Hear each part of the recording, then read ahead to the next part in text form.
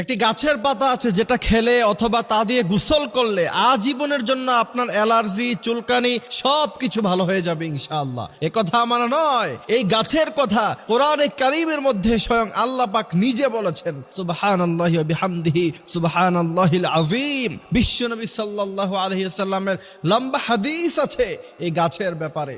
এই গাছের পাতা আপনি যদি চিবিয়ে খান অথবা তা দিয়ে যদি আপনি পানির মধ্যে ফুটিয়ে তা দিয়ে যদি আপনি গোসল করেন, বিজ্ঞান বলছে যে আজীবনের জন্য আপনার অ্যালার্জি, চুলকানি সব ভালো হয়ে যাবে।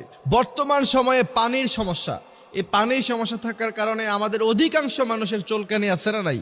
মানুষের সামনে আপনি যখন কথা বলেন দেখা গেছে যে আপনার শরীরের এই জায়গা চুলকান, ওই জায়গা চুলকান, দেখতে খুব বাজে লাগে, খারাপ লাগে, জিনিসটা সুন্দর লাগে না। কিন্তু আপনি যদি এই গাছের পাতা খান অথবা তা দিয়ে গোসল করেন, আপনার আজীবনের জন্য কিন্তু অ্যালার্জি, চুলকানি ভালো হয়ে যাবে।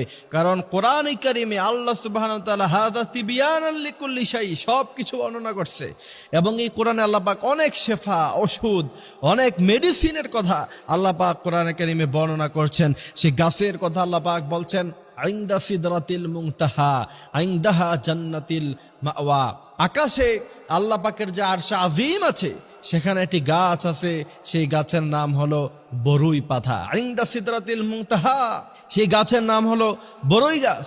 সেই বরুই গাছের কথা স্বয়ং নবী করিম সাল্লাল্লাহু আলাইহি ওয়াসাল্লাম তিনি বলছেন, এই বরুই পাতা দিয়ে মৃত মানুষ যখন মারা যাবে তখন পানির মধ্যে সেটা দিয়ে ফুটিয়ে তারপরে তোমরা মানুষকে গোসল করাবা।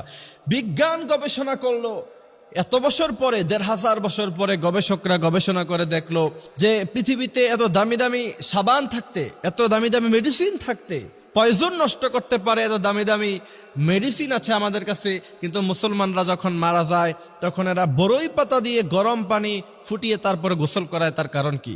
বরই পাতা যখন গরম পানির মধ্যে দেয়া হয় অথবা পানির মধ্যখানে বরই পাতা দিয়ে যখন তা ফুটানো হয়, তার মধ্য থেকে সমস্ত ব্যাকটেরিয়া, পলিউশন, ময়লা যা আছে সব দূর হয়ে যায় আর সেই পানিটা পরিষ্কার হয়ে যায়।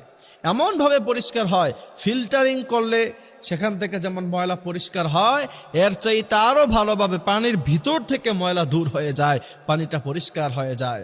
বিজ্ঞানরা অবাক হয়েছে, ১৫০০ বছর আগে ওই সময় প্রযুক্তি নাই, ইন্টারনেট নাই, গুগল নাই, কিচ্ছু নাই। ওই সময় মুহাম্মদ সাল্লাল্লাহু আলাইহি সাল্লাম কি করে এটা জানলেন যে বরই পাতা পানির মধ্য দিয়ে ফুটালে সেই পানিটা একদম পরিষ্কার হয়ে যায়? এরা ইসলামের কাছে মাথাকে তারা নত করে দিয়েছে। এই জন্য সেই গাছের পাতা আপনি যদি চিবিয়ে সেটা রস খেতে পারেন অথবা তা দিয়ে ফুটিয়ে আপনি যদি গোসল করতে পারেন, তাহলে আপনার